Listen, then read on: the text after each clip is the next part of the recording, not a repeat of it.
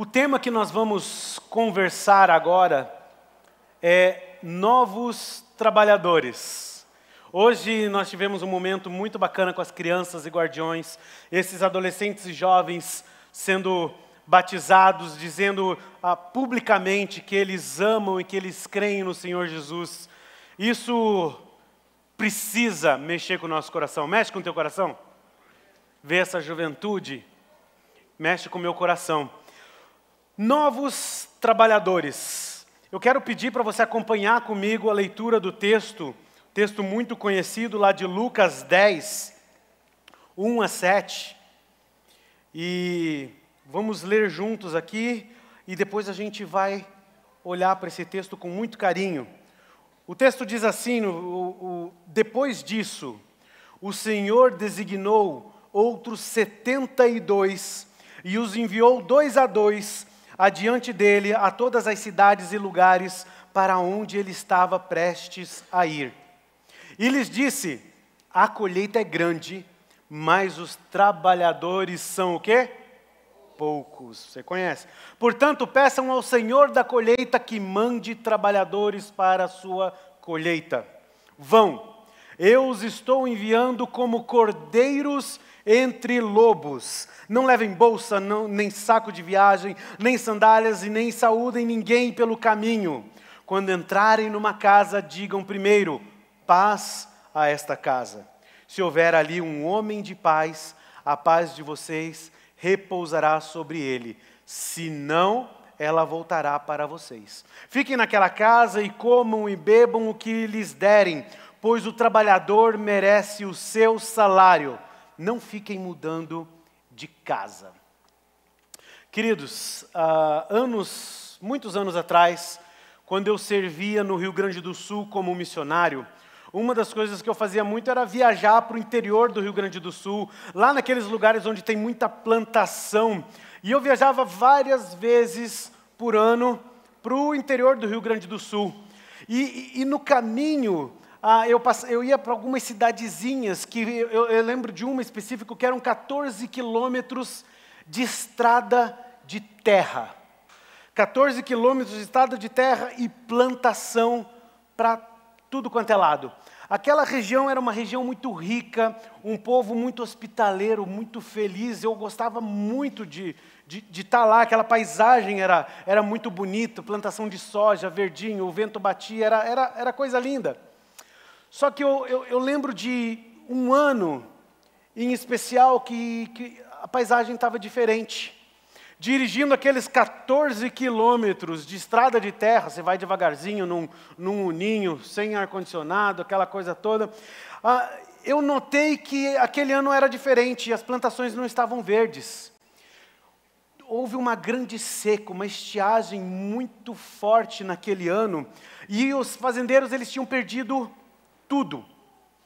E eu lembro de dirigir, olhar para aquilo lá e falar, puxa, que coisa, mas de repente, uma plantação, tudo verdinho. Quilômetros e quilômetros, eu olhava, não fazia sentido, todo mundo perdeu, mas essa plantação aqui está verde e a soja está pronta para ser colhida. Eu conheci o dono daquela terra e eu fui conversar com ele. E ele me disse algo muito legal. Ele falou num sotaque do interior do Rio Grande do Sul. Alguém aqui do interior do Rio Grande do Sul? Né? Então conhece aquele sotaque, né? Ele falou, esse ano eu resolvi investir em prevenção. Comprei alguns pivôs importados. Pivô importado, pivô para mim é jogador de basquete. Né? Aí eu não tinha ideia do que ele estava me falando, e ele me explicou que pivô são aquelas estruturas enormes de irrigação, chama pivô de irrigação, eles se mexem automaticamente, uns têm GPS, é um negócio fantástico, caríssimo.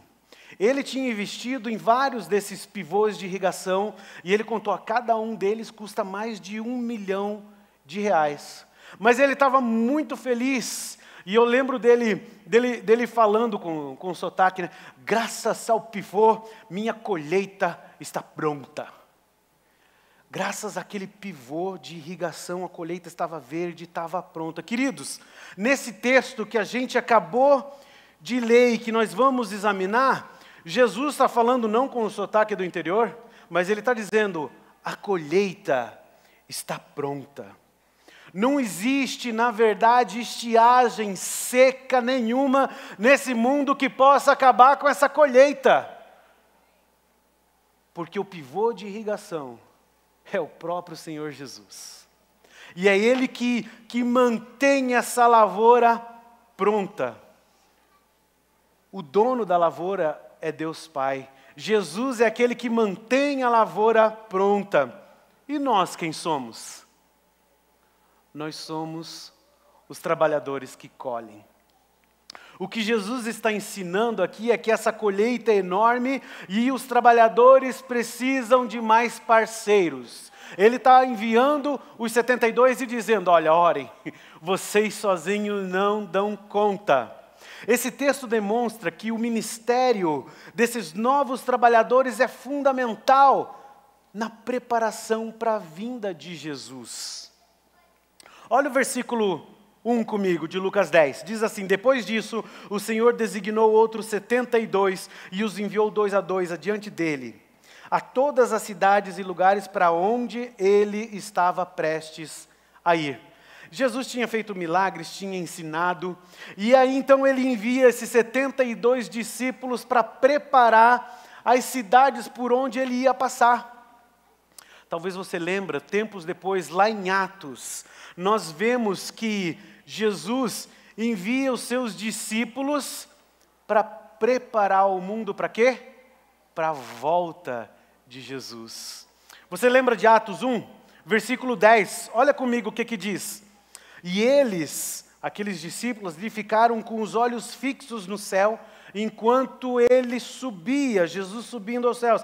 De repente surgiram diante deles 2 homens vestidos de branco, que lhes disseram, Galileus, por que vocês estão olhando para o céu? Esse mesmo Jesus que dentre vocês foi levado aos céus, voltará da mesma forma como o viram subir. Queridos, como discípulos, nós somos chamados por Jesus para preparar o mundo para a volta dele. Como é que nós participamos então dessa preparação? É isso que o texto nos explica. Olha o versículo 2. E lhes disse, a colheita é grande, mas os trabalhadores são poucos. Portanto, peçam ao Senhor da colheita que mande trabalhadores para a sua colheita. Queridos, nós participamos dessa preparação, entendendo que o chamado de novos trabalhadores é prioridade. Nós cremos que nós precisamos de novos trabalhadores na colheita. Acreditamos que as ferramentas para essa obra, para essa colheita, são muito importantes. E me deixa eu falar rapidamente aqui sobre 2 ferramentas que nós como IBB temos sonhado e planejado para que essa colheita aconteça ainda mais. Nós temos sonhado com um novo prédio de educação cristã. Você já tinha ouvido isso? Sabe aquele prédio aqui da educação, que não é da educação cristã, mas o Pac-Man, já ouviu falar o prédio do Pac-Man, do parquinho? Onde as crianças estão do Kids, nós temos sonhado em transformar esse prédio completamente. Temos projeto para isso. O dinheiro já está no bolso de vocês, provavelmente. Certo? Nós sonhamos e planejamos em transformar aquele prédio ali num prédio de 5 andares, com salas de aula, com salas de atendimento, com uma estrutura de ensino de altíssima qualidade. Por quê? Gostou, né, Rosane? Ela já está ali vibrando, trabalhando na educação, né? Porque nós achamos que prédios são importantes e porque nós achamos que as pessoas têm que olhar para a IBB e falar, uau, eles têm um prédio de educação. É por isso? Não é por isso. É porque nós acreditamos que chamar e preparar novos trabalhadores é prioridade.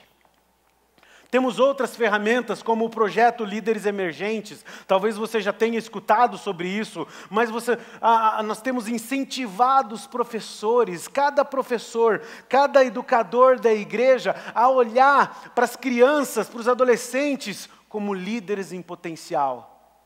E nós temos incentivado e treinado esses líderes a observar e acompanhar esses líderes em potencial. Sabia que o nosso currículo reflete isso? As nossas aulas refletem isso. Cada pastor dessa igreja tem se esforçado para implantar uma visão assim. Isso é fantástico, certo? Você acha que isso é fantástico? Só que o texto continua. E ele mostra que essa preparação para a volta de Jesus, que é primeiramente prioridade, nessa preparação nós sabemos que o desafio dos novos trabalhadores envolve perigo. Olha o texto, versículo 3 comigo. O que Jesus diz? Vão. Eu estou enviando como o quê? Cordeiros entre lobos. É por isso que Jesus envia de 2 em 2. Porque a caminhada é perigosa. O que nós estamos fazendo hoje aqui é perigoso. Inimigos se levantam. O inimigo, Satanás, não está contente. Quando nós entendemos essa prioridade e trabalhamos para o Senhor, podemos ter certeza que lobos tentarão nos impedir.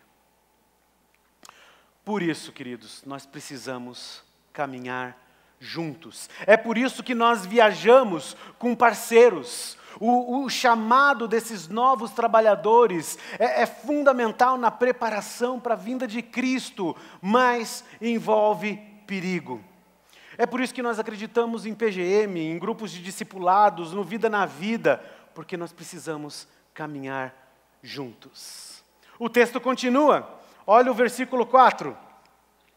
Não levem bolsa, nem saco de viagem, nem sandálias, e não saúdem ninguém pelo caminho. Querido, a missão dos novos trabalhadores requer pressa. É urgente, não é algo que você, não, vai dar tudo. Não, é para hoje. O que Jesus está falando, o que Ele está ensinando aqui, não é que vocês sejam antipáticos com todos. Ele não está ensinando a não ligar para pessoas. Sabe o que ele está dizendo? Ele está dizendo para aqueles discípulos, tenham foco. Isso aqui é muito importante, apressem-se. Vão e façam, porque o tempo é curto. Se você já perdeu alguém amado, sem ter tido a chance de falar de Jesus para essa pessoa, você sabe do que eu estou falando.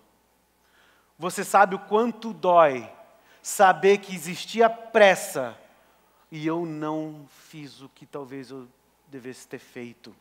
É por isso, queridos, que nós investimos tanto aqui nas novas gerações, nos adultos e nas novas gerações.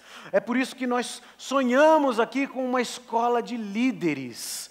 É por isso que nós temos parcerias, talvez você não saiba disso, nós temos parcerias com universidades cristãs no exterior, através de um projeto chamado Christian Hall.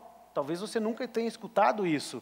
Você sabia que os nossos adolescentes, o seu filho adolescente, os nossos jovens podem estudar temas como apologética, ciências políticas, artes, em universidades estrangeiras, fora do país? Porque nós cremos que esses mesmos jovens serão os novos trabalhadores que transformarão a nossa igreja e a nossa sociedade. Lembra desse nome, Christian Hall. A IBB é um hall, um Christian Hall. Se você for no YouTube, no Google lá e digitar Christian Hall Bacaxiri, você vai encontrar muita coisa legal. Ok. O que nós vimos até agora é que a preparação é prioridade, que envolve perigo e que requer pressa. Mas o texto não termina. Ainda tem mais. Olha o versículo 5 e o versículo 6 comigo. Diz assim, quando entrarem numa casa, digam primeiro, paz a esta casa. Se houver ali um homem de paz, a paz de vocês repousará sobre ele. Senão, ela voltará para vocês. Queridos, a vocação dos novos trabalhadores produz paz. Essa paz que excede todo entendimento. Você já sentiu essa paz descrita lá em Filipenses 4? Que no meio da tribulação você está em paz. Uma paz que pertence aos discípulos. Veja bem o que ele diz aqui, essa não é uma paz que você recebe ao encontrar um homem de paz. Essa é uma paz que você libera, porque essa paz de Deus repousa sobre aqueles que servem a Deus. Essa é uma paz que você tem, não é uma paz que você simplesmente recebe. Você recebe de Deus e por causa disso você pode liberar essa paz. O texto traz ainda mais boas notícias. Olha o versículo 7. Fiquem naquela casa e comam e bebam o que lhes derem, pois o trabalhador merece o seu salário. Não fiquem mudando de casa. O que Jesus está dizendo aqui?